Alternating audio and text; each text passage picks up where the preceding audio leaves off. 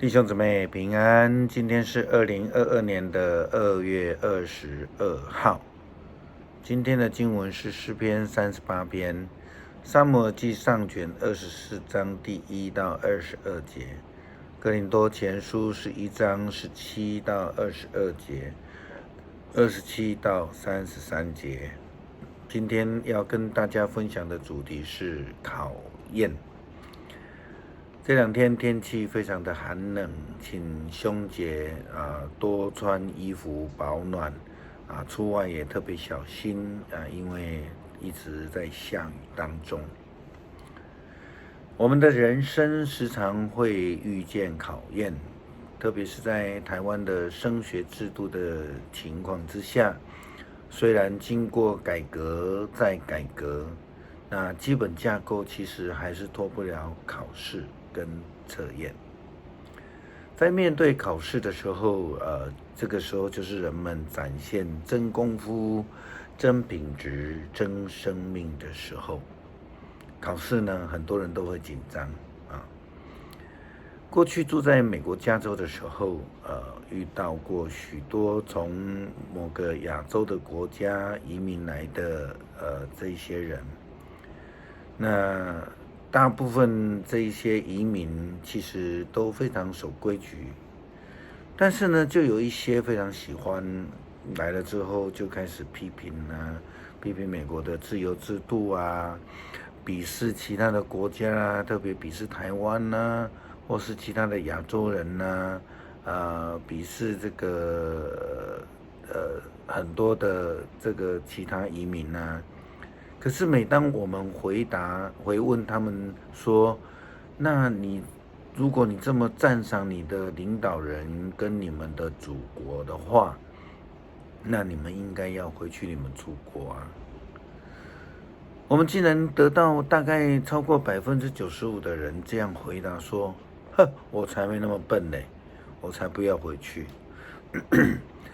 所以呢，就有朋友这样说了，讲了一句话，返美呢是工作，旅美呢是生活。从这样的观点来看，我们就可以看出来某些人的生命品质，他们所看重的是什么，他们真正的生命的状态是什么。基督徒的生命其实也是如此，在重要的时刻，我们才能够去看出一个人真实的生命信仰品质，他的格调是什么。在2月20号主日信息当中，我们思考了谁是好人。这个当中，我们谈到了耶稣基督所说的，当我们真正面对我们的仇敌的时候，面对我们所不喜欢的人的时候，真正的考验才出现。在旧约撒母耳记上卷24章记载了大卫被扫罗追杀，大卫到处逃亡躲藏，但就有一天有这么样的一个机会，带领以色列3000精锐部队要追杀大卫的时候，扫罗王因为内急，就进到附近的一个野山羊岩附近的山洞去方便，刚好大卫就躲藏在这个洞的最里面。大卫的属下看到就非常高兴，就告诉大卫说，机会来了。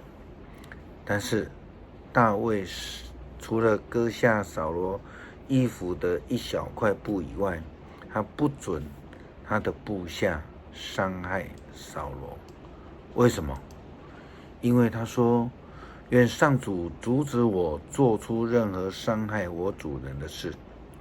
他是上主所选立的君王，我绝对不可以伤害他，因为他是王，是上主所选立的。大卫在面对这样考验的时候，他选择了顺服上帝的旨意，就如同耶稣基督在旷野，他接受撒旦的试探一样，他饥渴， 40日夜，而饮食呢，就是他在禁食之后面对最大的考验。虽然撒旦一再的送出小甜头，但是耶稣呢不为所动。大卫呢，他只要借着那个大好的机会，杀了毫无抵抗之力的扫罗王，那么那个时候以色列的天下就是他的了。但是大卫选择跟耶稣基督一样，他选择了站在上帝这一边，他选择了顺服上帝的旨意，不是顺服自己的需求以及肉体的欲望。许多人总是会以为机会难得，因此就下了手。在礼拜天的新闻里面，出现了一则农会的总干事呢，利用职权倒卖了农会里面的政府存粮，其中的优质米，获利数千万。这样的人其实就是经不起考验，他以利益为取向，这些人所做的事情。哥林多教会是一间充满了各种问题的教会，他们有不合一的问题，他们追求自己的利益，他们选择不顺服上帝。从今天的经文，我们又看到他们另外的问题。在守圣餐的当中，保罗提醒他们必须要能够自省，否则的话他们会喝自己的罪。他们的问题是，保罗这样说：第一，有人告诉我们，你们在聚会的时候结党分派，我相信这话有一部分是真的。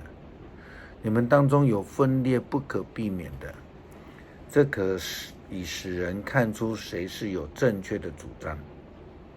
你们聚集的时候，并不是来守主的圣餐，因为你们个人都急着吃自己带来的东西，以至于有的挨饿，有的醉饱。难道你们没有家可以吃喝吗？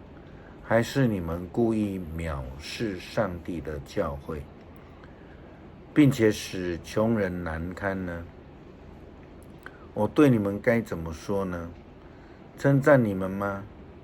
我不能称赞你们。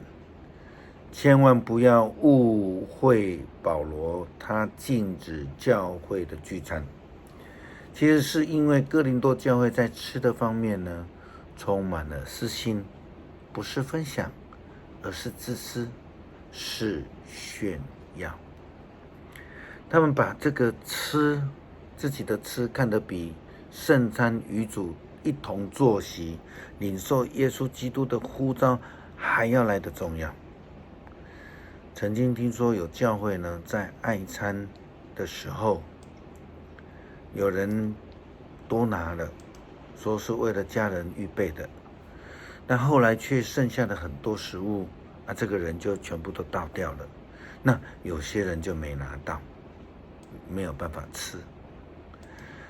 那有些人认为教会预备的他们看不中意，却需要另外用教会的经费购买不同的食物，自己关起门来吃，这完全都失去了爱餐的精神。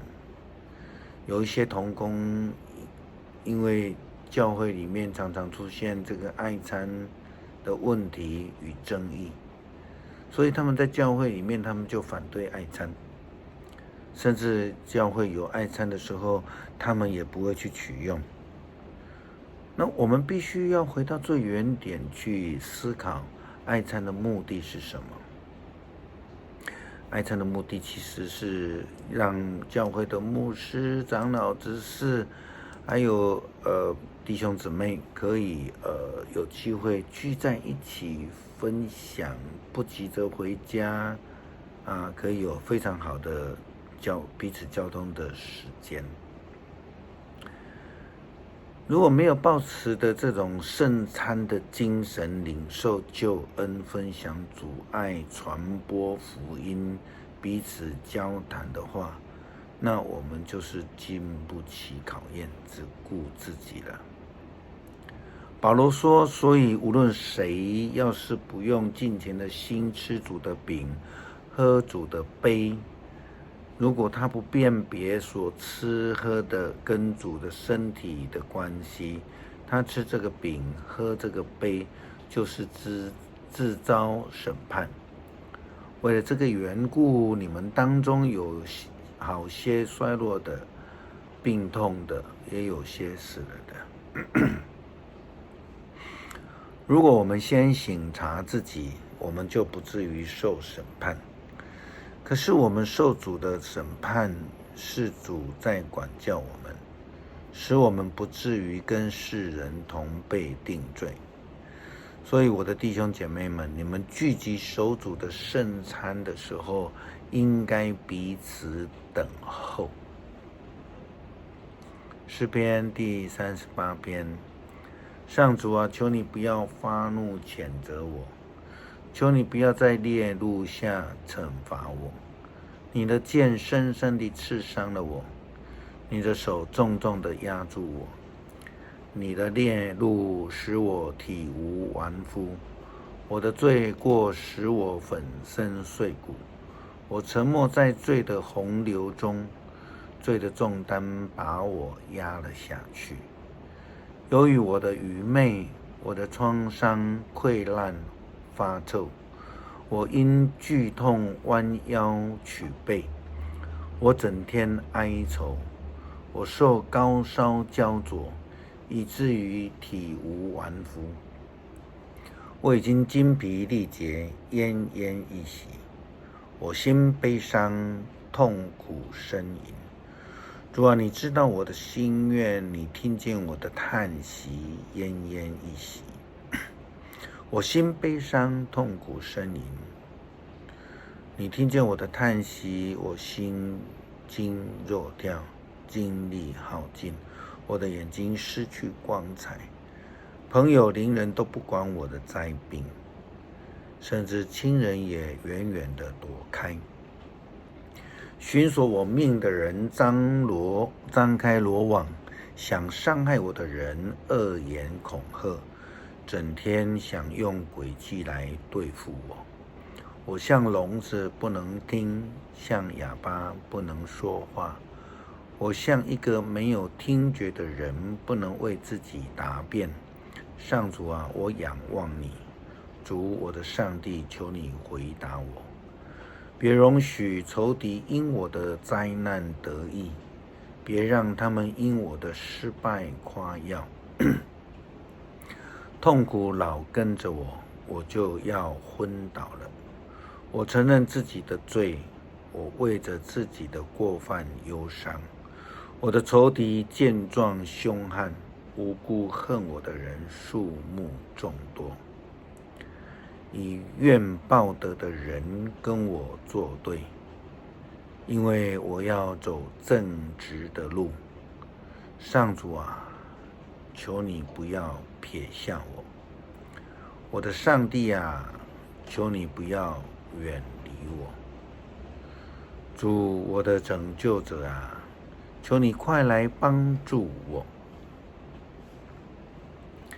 恳求上帝帮助我们，以正确的态度能够胜过考验，在生活上在吃圣餐，活出像吃圣餐的生命，来荣耀主的名。我们这样祷告，奉主耶稣基督的圣名求，阿们。